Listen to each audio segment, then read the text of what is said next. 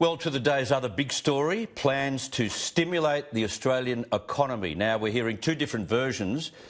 Some are saying it could be as much as $10 billion.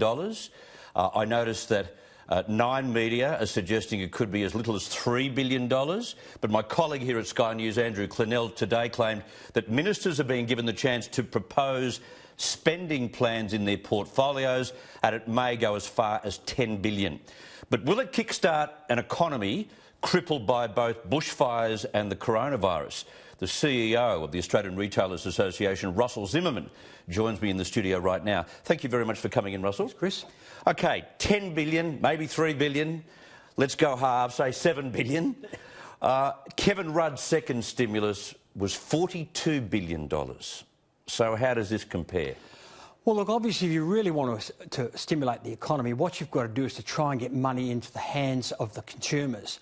And the best way to do that is actually give that stimulus, the same as we saw Kevin Rudd do back in the global financial crisis, to ensure that people have actually got some money to spend. At $10 billion, it doesn't sound like there's going to be a lot of money for consumers. It sounds more like a business package than anything else. OK, small business will obviously be helped, whether it's tax breaks or other measures. Will that just pay off their debt? Will that just go to putting people on? Will it stimulate? Is it the way to go? What do we need in terms of small business? Well, look, Chris, we're hearing from retailers that they're well down in their turnover. Now, there's a number of constants that don't change. The first is obviously your rent, your full-time employees, and then your electricity costs and other costs that are always going to be there and going to happen every week or every month, no matter what. So really, just to stimulate and ensure that we've got enough money to pay our wages is not going to help when you've got retailers reporting 20 and 30% down, certainly in traffic and in dollars through their till, and then they're still getting a rent bill. So they will use any kind of stimulus just to catch up? That's, well, to try and hold it from going out of business. It won't even be a matter of catch-up. You see, this is very similar to what we've seen in the last 12 months. We've had this, these low interest rates driven down to almost zero at the moment, no spike. We've had, we were given tax cuts earlier than was planned, no spike. How do you change that? It could be that $10 billion goes absolutely nowhere. Well, look, Chris, in relation to the interest rates and the tax stimulus, what we've got to remember is years ago we used to have an account whereby we would use it for our everyday payment. We would transfer money to offset our loan costs each month or each week, whatever that was. They're always separate savings accounts. Yeah, that's right. Now what we're seeing people do is have these mortgage offset accounts, and what's happening is as they get a tax rebate or as they get interest rate cuts, all they're doing is ensuring that they're paying their home loan down. Now, that's great up to a point, but it's not putting money back into the economy to make it spend in retail. And retail is, at the end of the day, the largest private employer. There's 1.3 million people in Australia that are currently employed in retail.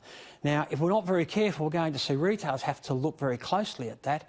And I've put a survey out late last week, and I've already got some indicative results in that, and people are saying that's one of the things they're going to have to look at is what they do with their staff, either cut hours or cut staff. So are you suggesting that we, I don't know, give out vouchers whereby anything that they can put in their hand can't go to their mortgage, can't go to their savings account, it actually has to be spent in a store? And how do you do that? Well, one of the ways you could do that is essentially issue what we would call like the basics card that they've used up in the northern part of Queensland and other places, similar to what they've done to stimulate and ensure that people aren't spending on things like tobacco, gambling and other areas. So if you were to issue that, and then you can use the ANZUS code to make sure that it can only be used in retailers or wherever you want it to be used, rather than people putting it back on a home loan or gambling or whatever it may be. We hear that various key ministers will get a chance to propose various spending plans, and so agriculture, education, etc. Does that give you hope that this is a move that will spike a flagging economy? Well, look, obviously anything's going to assist, but it's whether it's going to be enough. So if there's $10 billion and you've got a whole lot of ministers all sitting at the table trying to carve that $10 billion up, the more ministers are sitting at the table, the less money is going to go to each of them. I guess the problem too is that we've got a situation where People are saving more than ever. They don't have faith in the future at the moment. So any advantage they do get, they'll find a way, either find a loophole or something, to try and keep their head above water rather than spend willy-nilly. That's not the mood of the economy right now, and it's certainly not the mood of the consumer.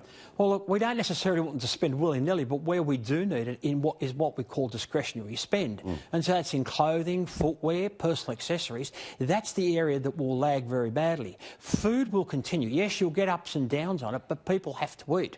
So you're probably going to see a bit of a spike in the supermarket numbers, certainly for March, from what we've seen with... So this could be a toilet paper-led recovery, Russell? Yeah, the supermarkets it may be, but where does that go beyond the supermarkets? And that's what we've got to see. We've got to see it across the retail industry, not just in supermarkets. You know, the likes of the Kmarts, the Targets and the individual small retailers. That's where the pain will be felt. Some of these small independent retailers, particularly when they're sitting in a major retail shopping centre site, big rents that they've got to pay every month, wages they've got to come up with, and as I said, the energy costs. Have you ever seen in the history of the world in this country a process by which everyone goes out, bashes each other up to try and get as much toilet paper as they possibly can because we might have a virus in the community? Well, Chris, can I say for a start off that was something that should never have happened.